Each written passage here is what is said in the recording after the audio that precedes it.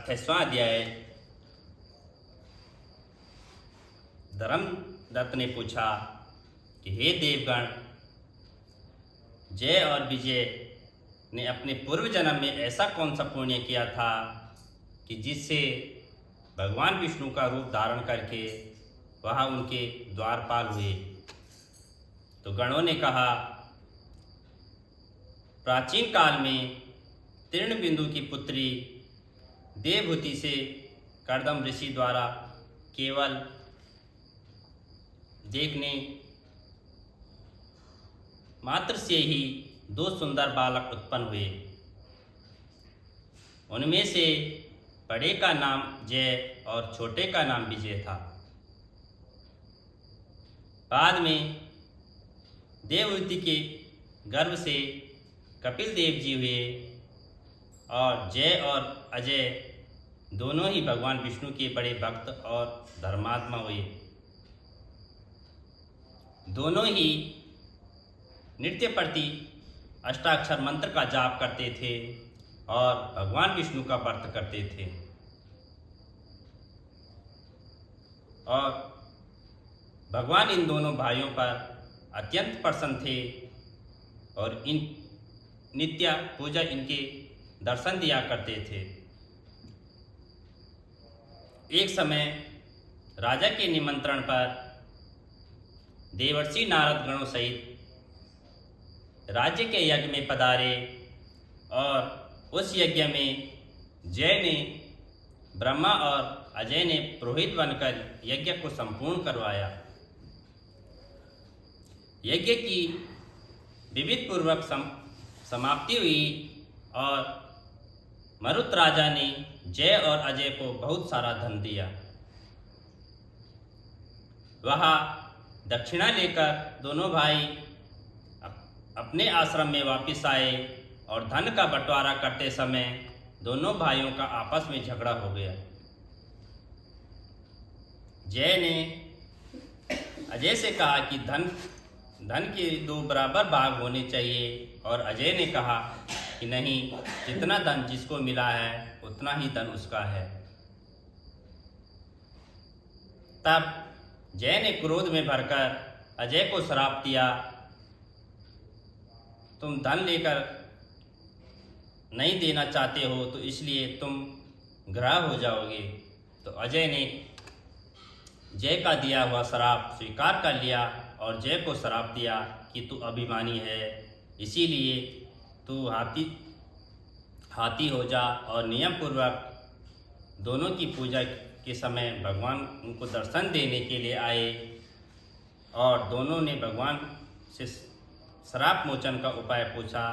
दोनों ने कहा कि प्रभु से कहा कि हे देव, हम दोनों आपके भक्त हैं, मगर हम हाथी की योनि में कैसे होंगे। हे कृपा सागर, श्राप से हमारा उद्धार कीजिए। भगवान विष्णु ने कहा, मेरे भक्तों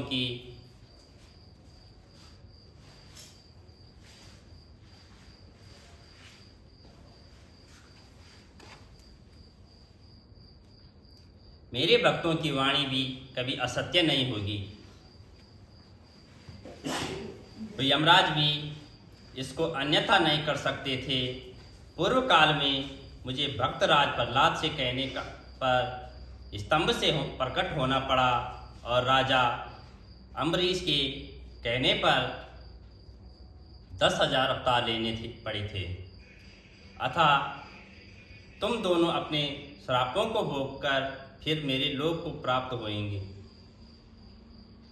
इतना कहकर भगवान विष्णु अंतर्ध्यान हो गए और गणों ने कहा।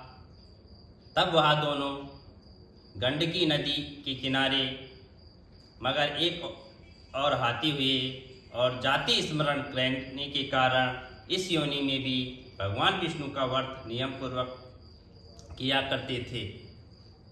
एक दिन कार्तिक की पूर्णमासी को वह हाथी स्नान के लिए गंडकी नदी में गया। तब पिछले जन्म का श्राप स्मरण करके मगर हाथी ने पकड़कर भगवान विष्णु का स्मरण किया। फिर क्या था, तुरंत ही शंख चक्र गदा और पद्मधारी भगवान ने अपने सुदर्शन चक्र द्वारा उन दोनों और हाथी का उद्धार किया और उन दोनों को अपने जैसा रूप देकर भगवान उन्हें वैकुंठ में ले गए। उसी दिन से उस स्थान का नाम हरि क्षेत्र प्रसिद्ध हुआ। तो चक्र के आघात से वहाँ के पत्थरों में भी चिन्ह बने हुए हैं और वह दोनों ही जय और अजय के नाम से आज तक संसार में प्रसिद्ध है। तो हे विप्र, आपने भगवान विष्णु के द्वारपालों के संबंध में जो प्रश्न किया था उसका विस्तृत उत्तर मैंने दे दिया है। इसीलिए हे द्विज, तुम भी ऐश्वर्य और दोष को त्याग कर नित्य भगवान विष्णु का व्रत करो और जगत के प्रत्येक जीव को समदृष्टि से देखो। तुला, मकर और मेष की संक्रांति को नित्य प्रातः स्नान करो और एकादशी का व्रत किया करो। तुलसी वन की रक्षा किया करो और गौ ब्राह्मण वैष्णव की सेवा के लिए हर समय तैयार रहा करो। व्रत करने वालों को मसूर, कांची, बैंगन के साग का कदापि प्रयोग नहीं करना चाहिए।